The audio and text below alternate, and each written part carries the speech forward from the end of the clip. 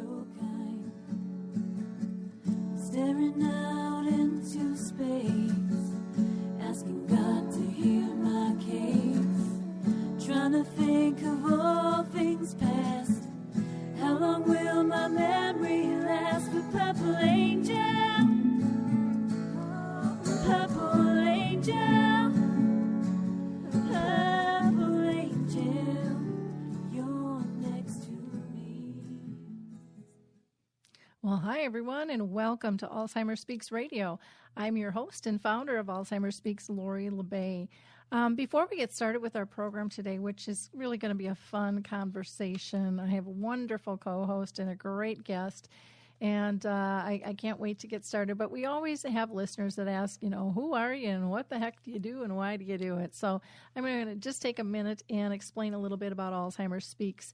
Bottom line, Alzheimer's Speaks was created because my own mother had dementia for 30 years, and I wanted to be able to raise everyone's voice around the world and connect them to sources that could help them live well with dementia. And so Alzheimer's Speaks really is an advocacy-based company providing multiple platforms to switch our dementia care culture from crisis to comfort. And we believe that by joining forces and sharing knowledge and just having these everyday conversations about life with dementia, that we can remove stigmas and just let everybody breathe a little bit easier, knowing that they're connected and that they're not alone, and that there really truly are a lot of support services out there to be able to tap into. At our core, we also believe that collaboration is the only way we're going to win this battle against dementia, and I know it's working thanks to all of you. You see, your likes, your clicks, your shares of all of our resources, from the radio show to the blog to our YouTube channel to our resource website to the dementia chats, video conferencing that we do. Every time you share that with your sphere of influence, and that might be Facebook, it might be LinkedIn, it might be Twitter Tribe, it might be your Pinterest peeps. You're pushing information out for accessibility. And there's so many people in our own spheres that are dealing with dementia that we don't even know about. And so it's important for them to see these resources so that they can grab a hold of them when they're ready. Because as we know, we can't make anybody ready to deal with this disease or any other disease. And again, thanks to your likes, your clicks, and your shares, you got us recognized as the #1 influencer online, according to ShareCare and Dr. Oz. And we were also recently recognized by Maria Shriver as an architect of change. And so, again, that wouldn't have happened without you. So both of those recognitions, pat yourself on the back because you were all part of that right there with us. Now, some of you might not know that we are doing a cruise and a symposium November 11th through the 18th, and we would love for all of you to join us. But I am telling people to book now because we are filling up, and we have just a great team of experts. We have 4 people living with dementia who will be on our panel. Lori Shearer, who is going to be my co-host today, Michael Ellenbogen, Harry Urban, and Mary Reed. And then we also have Becky Watson, who's a music therapist, and Cindy Luzinski, who is heading up a dementia-friendly community in northern Colorado. And then our travel agent, we're so lucky, is a nurse and is very dementia-friendly herself. So check it out. All you have to do is go to alzheimersspeaks.com, and you can find more information about the cruise and how to participate. It's for people with early memory loss and their families. So we would love to have you join us. Now, first, I'm going to introduce my co-host today, who is Lori Shearer, and she is just a brilliant woman who has been living with dementia. I'm going to let her tell a little bit of her stories, but she is one of our strong voices on Dementia Chats, which are free video interviews that we do to get their insights as to living with the disease. So, Lori, thanks for joining us today. You want to give our audience a little background on yourself, please? Sure, and Lori, thank you. I'm so thrilled to be here with you and Deborah. I think it's been well over a year since we chatted together the last time, so I'm so excited about this. I was diagnosed in 2013 at the age of 55 with early onset Alzheimer's and FTD, not like the flowers, but frontotemporal degeneration. My husband and I work hard at trying to find strategies and techniques to help me live a beneficial and happy life. Wonderful. Well, thank you. And I'm so excited you're going to be joining us on the cruise, too. Now, you're familiar with our guest today, who is Deborah Shouse, and she's been on our show a couple of times. She's a writer, a speaker, an editor, a former family caregiver, and she is a super dementia advocate. Her latest book is called Connecting in the Land of Dementia, Creative Activities to Explore Together, and it features dozens of experts in the field of creativity and dementia. And she shares all these innovative ideas that engage the creative spirit so that people can continue to experience meaningful moments while they're connecting. So welcome, Deborah. Well, thank you, Lori, and thanks to the other Lori. As I was sitting here listening to your beautiful introduction, Lori LeBay, I was so inspired, as I always am. And I love what you said about letting people breathe a little easier, and this feeling of collaboration that we're all together. And the other Lori, who I got to meet on your show last time I was on, and instantly fell in love with her and have talked to her several times and continue to learn from her. I'm so delighted to be in your presence again. Well, great. Deborah, can you share with us, I had mentioned in your intro that you were a family caregiver. Was that for a person with dementia?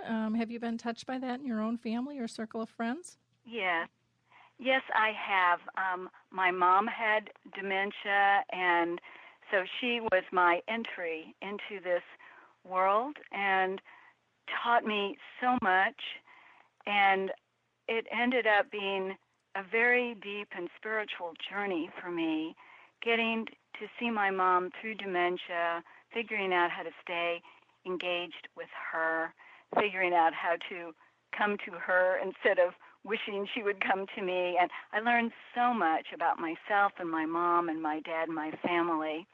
And that was good because then my partner Ron's dad got dementia, and his mom at the very end of her life was living with dementia. And even though we'd had a lot of experience, every experience is totally different, as you all know, and you continue to grow and learn. And I feel really lucky that I got to be really present for those people I loved during their journey. And now I have friends who are living with dementia and really enjoying being in their presence and sharing as much of their journey as I can. Okay, well, wonderful. Thanks for giving people that background there. Why do you feel, Deborah, that it's so important for people to stay connected during this dementia journey? I feel it's important for the person living with dementia and all his or her family and friends, because we all want to have love and relationships and meaning in our lives. And I think people sometimes feel scared. They don't know what to say or do. They back away. And they're missing out when they do that. And I know that feeling of awkwardness can come. That was one reason I really wanted to write this book, is because all these ideas in this book that focus in on creativity and imagination give people easy ways to stay connected when they don't know exactly what to do. And I just feel like I have gained so much from my experience with everyone I've met who's been living with dementia. I don't want people to miss out. I want us all to stay connected, as you said, to have an inclusive community where we all learn from each other regardless of our abilities or temporary inabilities. Well, I agree with that so much. And it is something that I think people, they dread because they don't know how to communicate, because there's been so much misinformation in terms of what this disease looks like. Everyone thinking that it's end stage and inability to communicate. And I think one of the beautiful things that you learn while you're on this journey is that no matter where anybody is in any stage of life, there's still communication to be had. We just have to look for it in different ways. And to me, it's just given me such life lessons that were amazing. I really agree with that, Lori, and you were one of the contributors to my book, and I loved, the way you look at this. And one of the things you said that stayed with me is people tend to look at this subject as black or white, and it's all the colors of the rainbow. And when we can enter like that and appreciate different kinds of communications when our ordinary communications don't work, it's really fun. Mm-hmm. And we learn so much. Yeah, I think we go from the ordinary to extraordinary communications because not only are they different, but they're so simplistic and they're in front of us all the time. And we I think, learn to take them for granted, that we forget about them. And then when we reconnect on that level, there's such deeper communications. Anyways, that's what I found for myself personally. Yes, I feel exactly the same way. Yeah. Lori, what are your thoughts about communication and people's perception of it? I liked, I did read your book, Deborah, as you know, and I absolutely loved it. And I, in particular, loved that it brought the two of you together because it's got Lori quoted in it over and over again. But in there, one of the things that it was a great combination, I'll tell you. Connect with and bring the person out and engage in stimulating activities. I think that includes with communication, too. A lot of times people are afraid to communicate with us because we have dementia, and we, as people with dementia, are afraid to communicate because we're afraid we're going to say something stupid or we're going to repeat ourselves, or like I've done a couple things, ask, how's your dad? Well, Dad passed away 4 years ago, and you're afraid of saying something embarrassing or whatever, but communication is key. And learning to deal with each other to communicate, I think, is just so important. But it is a connection process. Definitely. Lori, I think that was something really powerful you just said about being afraid to make a mistake and wanting to shut down. And I saw that in my mom when she was going through. And I wonder if you have any advice for how people around you can really welcome anything you say, in advance, how they can how we can all help each other feel really safe when we talk. I think, pardon me, I think part of it comes from the heart and knowing that you can feel comfortable with a person. People will say to me, if I forget a word, people will often say, well, do you want me to fill in the word for you, or should I just be quiet? I said, no, help me fill in because I feel stupid when I can't get the word to come out. So help me. If I can't come up with the right word, help me out there. The other thing is, if I say something like, how is your dad? Don't remind me that Dad passed away years ago and that I forgot. It's not really... You don't need to remind the person that they said something stupid, because the last time I did that was in front of a group of people, and I just slithered away. I was so humiliated, and that's a horrible way to feel because then you do want to shut down. So if people say something wrong, unless it's something that has to be corrected, let it go. Mm-hmm. I really think that's really beautiful. I really think this disease is all about teaching us to be more accepting and that things aren't perfect. And that's one of my biggest, I think, frustrations just in personal life and business as well, is that everybody thinks everything has to be, that it's right or wrong, that it's black or white. And we have these standards of perfection. And we lose so much by trying to hold on to that because it really, it doesn't exist. None of us are perfect.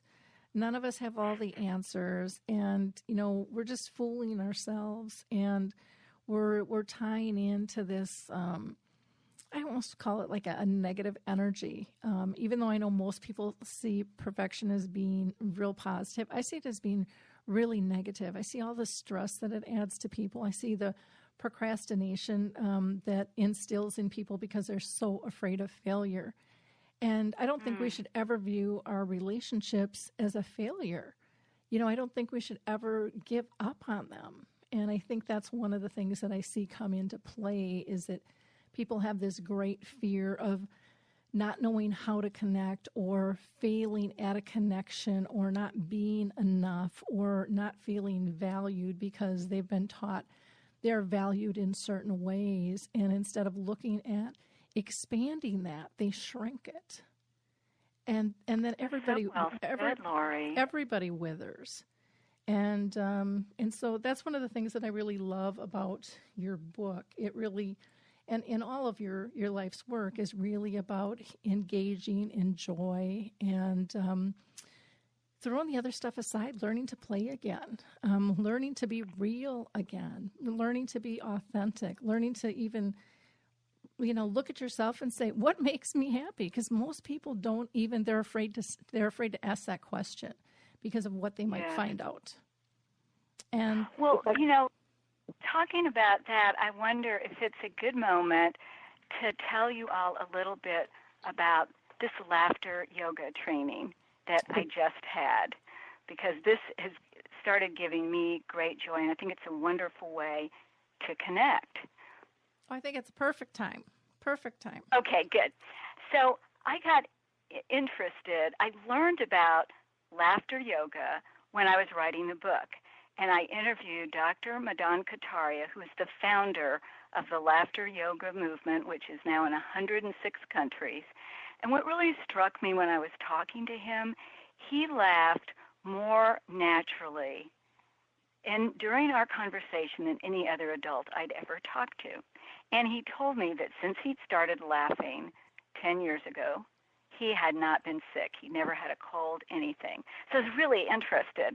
And so I've been, practicing adding more laughter into my life. And what laughter yoga is, there's no yoga postures like you might think when you hear the word yoga. Mm-hmm. But there is some breathing, there's gentle gestures, and then there's what they call intentional laughter. So what Dr. Kataria discovered, he was looking for a way to have more laughter in his life, and he started meeting with friends in a park and telling jokes, and that lasted about 1 week, and then the jokes dried up. So he researched the science of laughter and discovered that intentional laughter is every bit as powerful as regular laughter that comes from a joke. Mm-hmm. And so he started creating these ways to help make ourselves laugh. And the benefits are marvelous. They boost your immune system, they reduce blood pressure, they give you a feeling of connection, they lift your spirits. And the other thing is you are totally present in the moment when you are laughing. So mm-hmm. It's this real feel of joy and connection. So last week, Ron and I went to Ferryville, Wisconsin, and took laughter yoga leader training with a wonderful teacher named Robert Rivest, and learned more about laughing and how to do it. And since we've been home, we've gone over to see one of my friends who's living with dementia, and we spent some time laughing with her. And yesterday we went to see another friend, and we laughed with her, and we laughed with my family over the weekend. And I tell you what, it is just plain fun. Mm-hmm. So one of the things about it is it's a way to lift your own personal spirits during the day, of just taking a few minutes and saying, I'm going to laugh for 30 seconds. Or just doing a back and forth where I say, ha, and you guys go, ha, and I say, ha, ha, mm-hmm. and you guys go, ha, ha, ha. And we go back and forth just like that to get a little laughter going. Or substitute the words for a song with ha, ha. So, ha, ha, ha, ha, ha, ha. And soon you're laughing. And I love this is because it's a tool that anybody can do. Mm-hmm. And it's really fun and easy. So I wanted to share that with you guys because I think it's going to become an important part of my life. Well, that's good. Lori, have you done any laughter yoga yourself? I have not, but I was very anxious to see how Deborah liked it because I had heard she was going to go through it. So I was anxious to see how she liked it, and I'm anxious to find out where we can find that. how do you go about finding a laughter yoga class? Well, that's a really good question. The person who taught me travels around and does this, and his name is Robert Rivest, Rizest. You can also just go to laughteryoga.org, and they have laughter clubs all over the place. So you can even type in U.S. laughter clubs. They have Skype laughter clubs, they have telephone laughter clubs, and they have in-person laughter clubs. And now for people with dementia, the Skype laughter is probably the way we tend to go, because many of us don't drive or drive very little. Yeah, and that's a good way to do it. And the ones we've been to, Lori, have been, you just like put in your Skype number, you get on a list, and then suddenly there's people laughing. Mm-hmm. And so you see, different people are panned to, and you're all just laughing together. It's pretty fun. So it's really fun. And there's all kinds of little exercises you can do, and later on I can share some of those with you, just simple things to bring it in more. It was interesting yesterday after we left with my friend Liz. She said, I think my brain fog has cleared a little bit. So that was really exciting to hear that. That's very cool. That's very cool. Yeah, I have a doctor friend, Dale Anderson, here in Minnesota, who does a lot of laughter yoga, and he's very creative and does a lot of fun things. And he just swears by it, and he's a medical doctor by training and is retired now. But he just, he says our genes aren't our destiny. And he talks about the chemistry changes in the body that occur when we laugh, and just all the little stuff that we forget about that is just critical to our being. And so it's a very interesting and I think very important thing for all of us to learn to partake in, and realize, just if we sit back and think, when you've had that good hard belly laugh with friends, or if it's a silly TV show or whatever, just how you feel relaxed, you feel more centered, you feel that just that tension kind of leaves your body. And, we know stress and tension isn't good for us. It creates a lot of difficulties on a lot of different levels. And so, if we just think of it in those simple terms of releasing some stress and feeling more centered, who doesn't want that? It's very true. And we all know how to laugh, so it's not something that we even have to learn. We just have to apply it. And it doesn't have to be something you have to do all day long, but it's too tiring to do all day long. But it's fun to do more of. I love what you said earlier about play. That we need that time to be playful, mm-hmm. and this certainly helps inspire that. Mm-hmm. Yeah, very, very important. Very important. Well, I want to talk. There's so many things I want to talk to you about, and so let's move on a little bit in terms of talking about the role creativity and expressive arts can really play in continuing, our connectiveness with one another. Can you give some people some ideas that you learned in your book as you were writing that, and what you can share with others?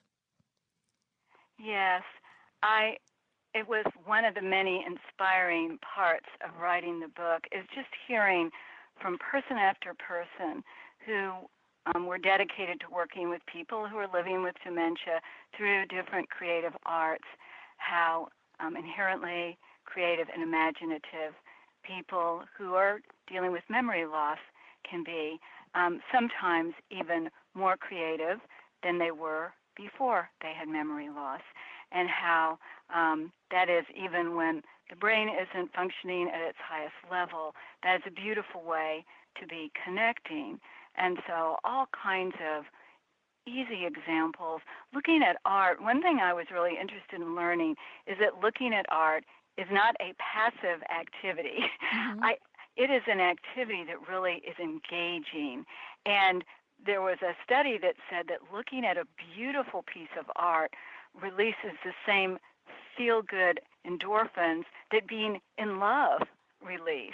Mm-hmm. And so the idea of looking at a piece of art together, either from a book or going online, and then asking open-ended questions and just exploring, what does that remind you of, and where do you think they're going, and what do you think about that color blue?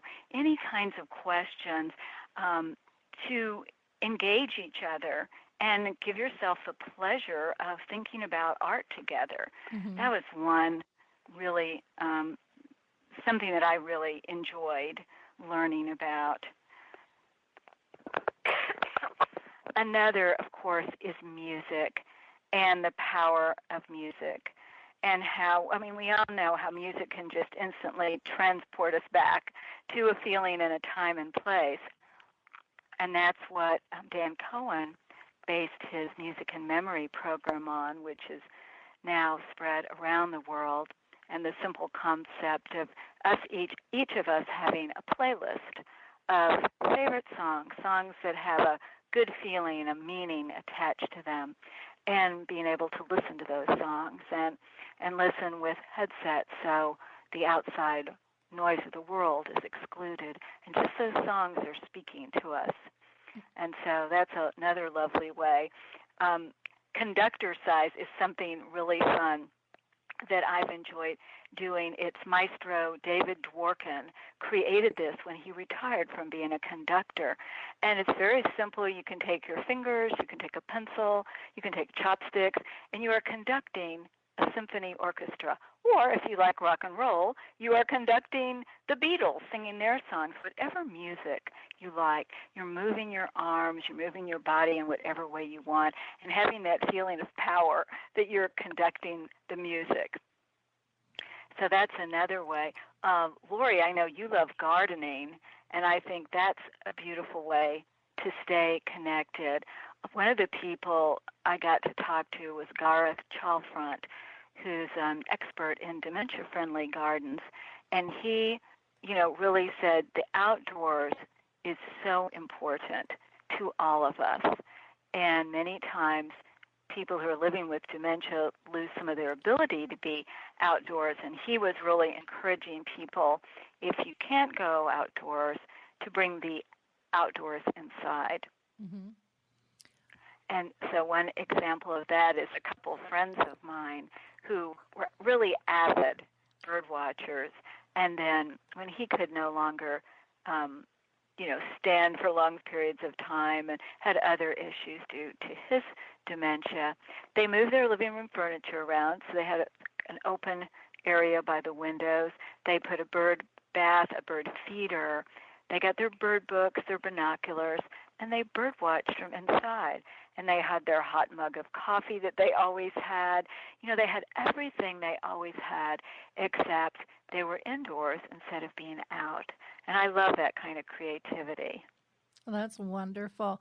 Lori, what are your thoughts on that type of transformation to still be inclusive, but just in a different fashion? Well, I've told my husband from the day I was diagnosed that if it comes to the point he can't handle me anymore, just build a cage in the backyard and let me stay outside. Give me some shade maybe, but, because I am definitely an outdoor person. I wait for the sun to shine like it is today, and tomorrow I'll be outside as much as possible. So I think it is important. In my case, if you locked me indoors, that would just make me positively miserable. So it's important to understand what the person needs.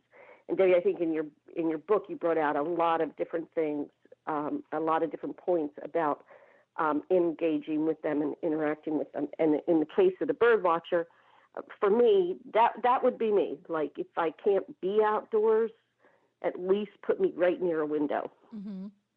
I think that's so important. The music, knowing what my music is and not forcing me to listen to your music, is also a good one. Yeah, And Laura, go ahead, Deborah. I was Lori, the other Lori. I think you mentioned one time that you have your really good headsets, and that sometimes even when you're in a big family gathering, you use music to kind of calm, and your personal music to calm and steady you. Am I remembering that correctly? That's correct. I have 3 different types of music. I have the music that I listen to just when I'm, working around the house, whatever. Mm-hmm. I have the music that I listen to when I'm first going downhill, and then I have the basic classical music that just totally puts me in a quiet zone. And in fact, most of it is with rivers and brooks and birds tweeting and with music to it. It's the nature type CDs. And those all serve a different purpose in my dealing with dementia as to what I need to listen to. When I'm already having problems dealing with my cognitive impairment, I don't want my upbeat, loud or louder Mm-hmm. music. I need the quiet, the calm, Mm-hmm. calm my soul. Yeah, which makes sense. I mean, we all need that. And why we forget about those simple pleasures, it always blows me away because but we get in this, I think, crisis state of thinking everything has to be different, everything has to be new, instead of relying on what's always worked for us and looking at the common threads versus the differences. Mm-hmm. Mm-hmm. I love that. It reminds me of when I was sort of in the middle of caring for my mom. I made myself a list of 10 things that make me happy because I could not remember, just like you said earlier, Lori, I could not remember what was making me happy. And so I had my list of 10 things that I kept in my pocket, and then all I had to do was remember to take it out and look at it and do something. And they were all, really simple. Phone a friend, go outside, that always makes me happy. Mm-hmm. Eat a piece of dark chocolate, read a page of a book, just little things. But you're right, and your music idea, Lori, is so beautiful. And I love the way you mentioned the bird song and the rivers. And, one of the stories in the book that I just love is from Claire Craig in the UK. And it's the story of this family, husband and wife, creating a beach in their back porch. And they are miles from the beach, but they have the sound of rolling ocean waves on the CD. They have a beach umbrella. They have beach chairs. They have the sunscreen that they used long ago when they were first falling in love. And they have a little container of sand. And they have their regular picnic lunch that they used to take to the beach. And so even though they're inland, they have created this atmosphere. And I think, Lori has touched on, you can do so much with sound and aromas and tactile experiences to really create an atmosphere that you love, that's pleasing to you. Yeah, very true. Now, Deborah, can you give us some other ideas? You've given us some great ideas of bringing the outdoors in, but what are some other easy ideas to brighten up visits when you're together with maybe a friend or loved one with dementia? One of the things that I've been doing both when I'm in person, but I'm also doing this over the telephone with a friend of mine, is from the Alzheimer's Poetry Project, Gary Glasner, call and response poetry. This is something that is fun and easy to do, and I will say it is surprisingly relaxing for both people. So for me and my friend, who I'm doing this on the telephone, we went to high school together. So I know the kinds of poems she grew up with. Mm-hmm. So I will get a poem like The Raven, and I will just say, tell her, hey, let's do this poem together. So I go, once upon a midnight dreary. And then we both say it again, once upon a midnight dreary. While I pondered weak and weary, I will say. And then we both say it together. So I'm saying the first line, and we're both repeating it, so nobody has to remember anything, but the rhythm of the poem is there and the visual imagery of the poem, and then we can take a break. We can talk about the poem, whatever it brings up for us.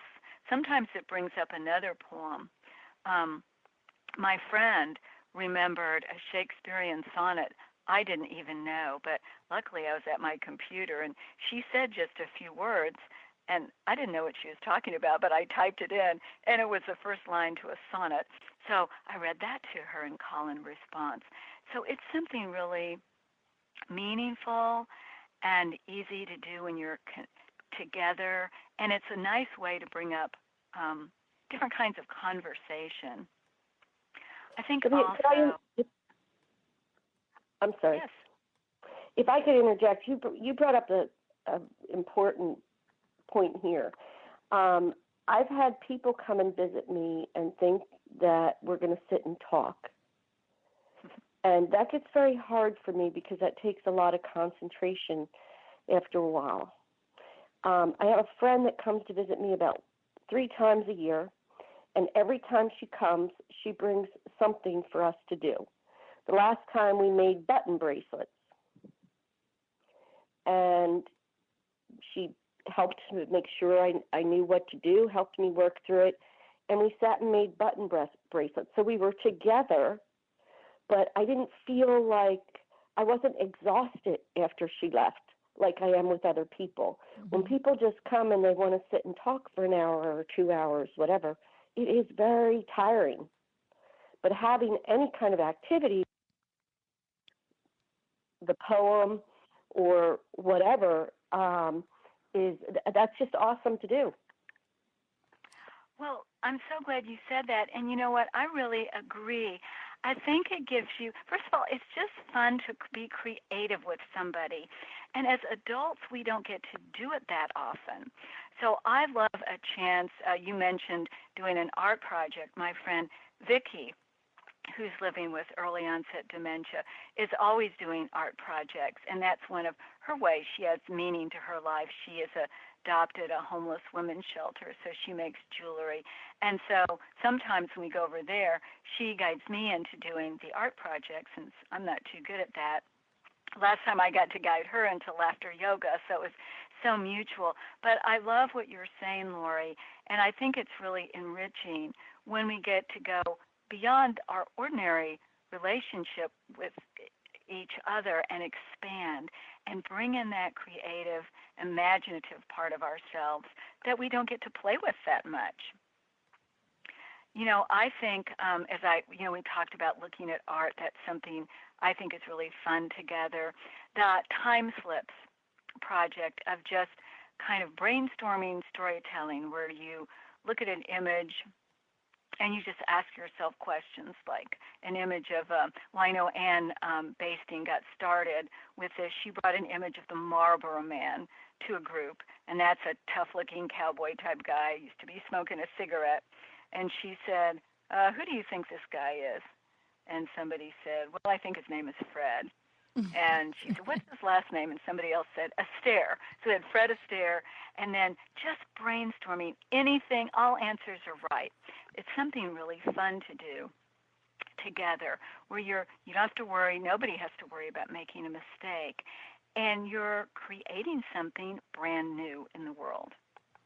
Yeah, and there's, like you said, there's no right or wrong. It's just, all answers are right. And and add to the twists and turns of life. And, I've been to some of those workshops where they've done the poetry and things, and it's amazing the giggles that you hear from the crowd. I mean, they're just thrilled to be part of this. And again, it's not about right or wrong. It just spurs them on to think in a different fashion. And they're having a blast doing it. And that's the way it should be. That's really the way it should be, where people don't have to worry. None of us should have to worry what rolls out of our mouth all the time, and That's right. Mm-hmm. And what I love about it is the benefits are great for everyone. So, doing art or something creative, music, it soothes us all. It's good for our health. Laura, you talked about stress. It reduces stress, and it helps us feel connected to that creative part of ourselves that we sometimes have to stuff away.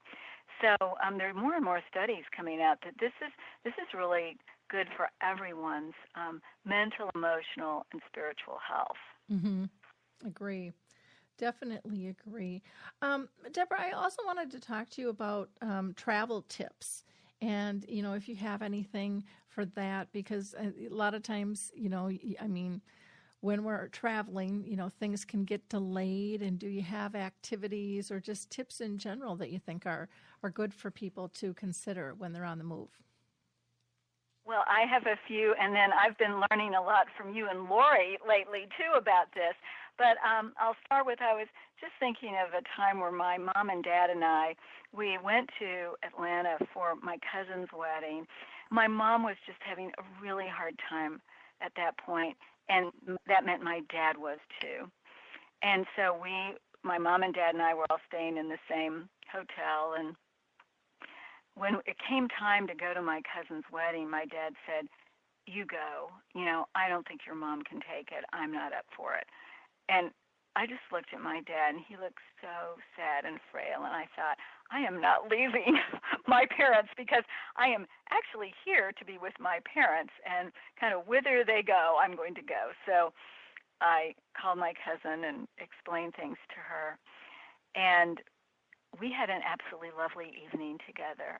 And that was another of my lessons, is about flexibility. Mm-hmm. So to have a plan and be willing to change it. And I am so grateful that I was willing to change the plan and spent that evening with my parents. And it was as though the minute I said, I'm staying and we don't need to go, my dad relaxed, my mom got playful. We had an amazing time together. So that is one tip. I know Lori has talked to me a lot about planning. I have another friend who travels extensively with her husband who's living with dementia. And just like the two of you have said to me about, travel anywhere just widens your world, and to keep it going as long as you can. And so my friend Elizabeth and her husband Charlie do a lot of traveling together, and she makes sure that they try to travel at times of day that are best for him. She takes his music. She scopes out any new place with him so they feel comfortable. And she also leaves herself open. So if they have a plan and she can see neither one of them are feeling like doing it, she can change it. Mm-hmm. The cool thing about them is he was living with dementia when they met each other, but she didn't know it. And once they fell in love, he didn't know how to tell her. And so she found out from looking at the Alzheimer's website. And he planned a whole trip to San Francisco for her with the help of a friend so he could propose to her. And so it's just an example of love. And I know, Laura, you talk a lot about how you and your husband are such a team together. It's really nice when we can all help each other make our dreams come true. And I think that's what you two are doing with this cruise that's coming up, of really putting together something really magical and special that's going to be so fun and healing and informational. Yeah, it's pretty exciting. We're telling people now to book up. We're getting so much interest, and if they want to make sure that they can be part of this, because we've got limited space, for the symposium and stuff. And it's just been amazing, the outpour of interest for this. But a lot of people think that, I've got plenty of time. It's not till November, but we really need to get people booked up for those who really want to go, because A, we have to plan for all of this stuff, but B, we want to make sure that those who really want to be there are able to be there and part of this with us. That's just a critical piece that we want to make sure is available to them. And we're very, very excited about this. Lori, would you have anything you want to add on the cruise there? really excited. I can't wait. I think it's going to be fun, first off, for us to finally meet each other. I mean, I don't know, Lori, how long have we been talking? 3 years maybe? Yep. So Yep. to be able to meet Harry and Mary and some of the other people that we've talked to for so long, just be able to meet face to face and just give a big bear hug, you know. That's the people in the dementia world have become a second family. You learn to depend on them, to talk to them, to cry with them. So it's just going to be awesome. A tip on traveling that I learned, and I don't remember, Deborah, if I shared this one with you or not. I went on Amazon and bought these hanger hooks that you hang from a hanger. And most of us will wear one pair of pants a couple times, but a shirt or a blouse maybe only once. I put a pair of pants on the hanger, and then from the hook I hang 3 blouses. Oh. And then I also have in a plastic bag goes all my underwear, my socks, whatever. And so when I go to get dressed in the morning, all I have to do is pick which pair of pants and which shirt. But everything is coordinated so that it doesn't matter. Kind of like Geranimals. Remember Geranimals where you match up the animals for kids? Oh, yeah. Well, I kind of do my clothes like the Geranimals. I have one hanger with one pair of pants, 3 tops, and the underwear, and it all will go together no matter what happens. First off, it makes it very easy when I get to wherever I'm going. I take my hanger, I hang it up, everything's there for me. Takes away so much stress and confusion in the morning in trying to make that decision if it's already ready for you. Mm-hmm. Yeah, I think that's just a brilliant tip that you share with people, because, you know, decisions get complicated with this disease, and to have that taken out of the equation and to know, you know, I don't have to do that. I just know that this will be right and I will look fabulous and let's get on with the day. You know, I just think that that's really a great thing that you've come up with and are sharing with people regarding travel. It keeps you from showing up with white pants and purple polka dotted underwear. And we've all done it. You know. I remember going to a Rotary meeting. I think it was a Rotary meeting, and I got dressed in the dark, and we were all introducing ourselves, and there I stood with one blue shoe and one brown. And somebody said, "I will never forget you." And I said, "Why?" And they're like, "Because of your shoes." And I'm like, "What? Why? They're nothing special." And she says, "They are today." You know, I love it. Yep. Yeah, I showed up on a trip where I totally forgot to take any pants with me. So I had the pair of pants I had on, and I was going to be gone a week. Mm-hmm. I just totally forgot to pack any pants. So now we kind of make sure we do as much of that ahead of time as possible and keep it organized and simple. So if I am confused in the morning, it's very easy. Mm-hmm. And plus, Roy's not real good at matching my clothes either, so it's also easier for him because if I'm confused, he knows what matches. Mm-hmm. Well, that's great. That's great. Deborah, I can't believe we're almost running out of time here. Is there anything else that you want to share with our audience at all? Well, first, I just want to thank you both for having me as your guest. And what I think many of your listeners will already know, but feel again as I am, is the richness that we can all experience when we have friends and connections with people of all differing abilities. And people who are living with dementia bring us a gift that we can get no other place. And I feel very grateful that I am continuing to get those gifts and continuing to feel connected and enriched and inspired and educated. And so I think it circles back around to one of the things Lori was saying about perfection.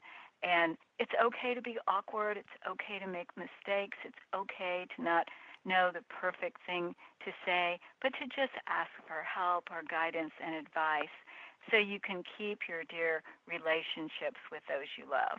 Yeah, and that's great advice. And I mean, I just, if you feel like it's not a failure, it's just part of life. I mean, we all need help at different times. Mm-hmm. And if we would get rid of the worry and the fear and the judgment and just accept one another, how much easier life would be for all of us. I know. And right now we really need a nicer place to live, because there's a lot of judgment and goofiness going on right now. And so, like I've said this for years, but I truly do believe dementia is here to teach us some great, great life lessons that we've lost along the way. Lori, do you have anything else that you'd like to share? I think the joy of Alzheimer's Speaks Radio and our radio chats with other people with dementia, and the joy of the cruise is learning from each other so we can stay more independent. I think I've heard both of you quote Montessori, everything you do for me, you take away from me. Mm-hmm.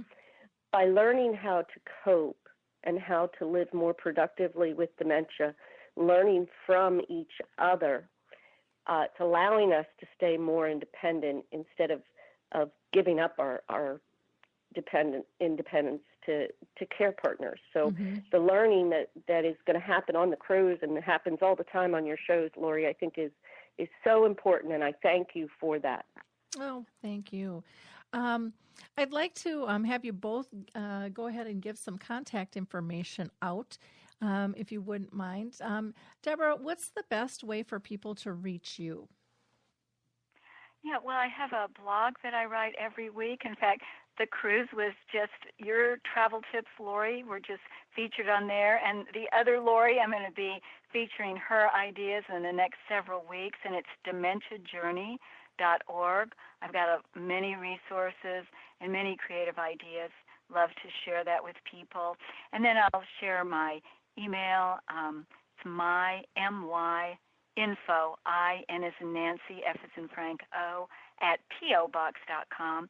And finally, my book, Connecting in the Land of Dementia, Creative Activities to Explore Together, is, I hope, a wonderful tool for people, and it can be found at your favorite independent bookstore or online. Love to share that with anybody. Wonderful. Thank you. And Lori, what's the best way for people to get a hold of you? You can visit my website, which is Dementia Daze. That's DementiaDaze.com. Or my email is dementiadaze@gmail.com. Okay. Well, thank you, ladies, for your time today. I so appreciate it, and I really do hope that people will check out Deborah's books, both Connecting in the Land of Dementia, the creative activities to explore together, as well as Love in the Land of Dementia, Finding Hope in the Caregiver's Journey. And Lori's blog has so much great information, and she's got some wonderful videos regarding sign language that might be of help, as well as some other great tips, too. For those of you who are new to the Alive and Social Network, you might want to check out What's for Dinner Tonight. It's with Rachel Perrin, who's the culinary director for Kowalski's Market. And their podcast is only about 10 to 15 minutes, but it's great if you're hungry and trying to figure out what the heck's for dinner. They also have a wonderful seasonal menu suggestions on their website, Kowalskis.com. That's KOWALSKIS.com. And don't forget, join us if you can on our dementia-friendly symposium and cruise, November 11th through the 18th. Just go to alzheimerspeaks.com and you will see all of the information. We would love to have you join us. It's going to be a lot of fun. As far as the radio show here, all of our shows are archived. We've been doing this for 6 years. So if you need some tips and want to hear some great conversations, you can, just go to Alzheimer's Speaks Radio. Again, you can get that link from the alzheimerspeaks.com website right on the homepage. It'll lead you right to it.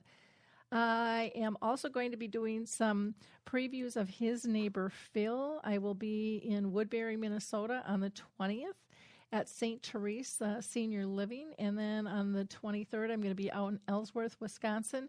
In June, I will be going out to Seattle, and we're going to be previewing that with Leading Age.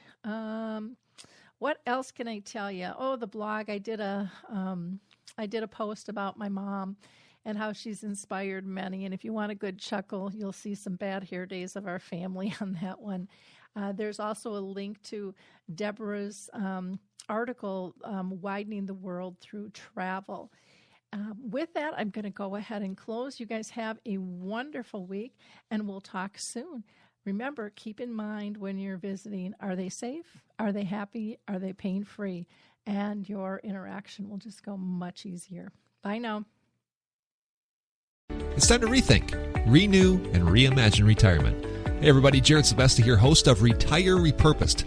Now this podcast is about the non-financial parts of retirement, which many times can be even more challenging than the financial.